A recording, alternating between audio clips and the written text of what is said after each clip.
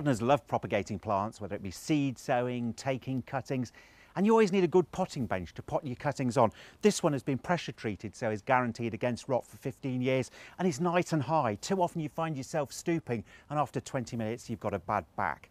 Once you've propagated your plants, you can bring them outside and put them in a cold frame. Now, as far as I'm concerned, cold frames are so underutilised in the garden. It's not just propagating plants and germinating seeds, but you can sow early crops in there too, like stump-rooted carrots and spring onions. They'll grow really, really well.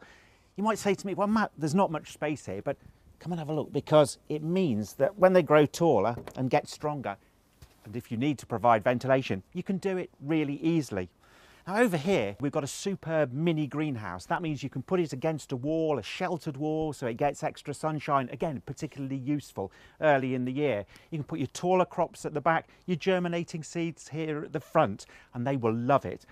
Again, if you need any extra ventilation, well, it's here, and plenty of it, so that they won't get scorched. Down below you can put plants that are a little bit taller. You could overwinter plants, for example, that needed a bit of protection. And right at the bottom here you can see, well, lavenders, they're not reliably hardy throughout the whole of the UK, so they can be popped in there when they're growing in pots to protect the root ball from the cold.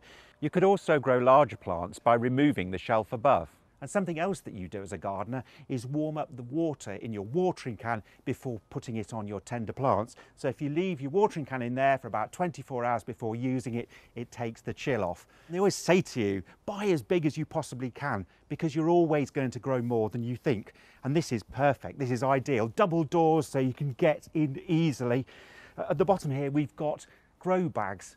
Something you should always do is before you plant your tomatoes or peppers or whatever is going in there, whatever you choose, you should warm the compost up. So that can go in there for really about 3 or 4 days to get the temperature high before you plant your tomatoes and they chill. And it also gives you an opportunity to grow early strawberries. How delicious is that?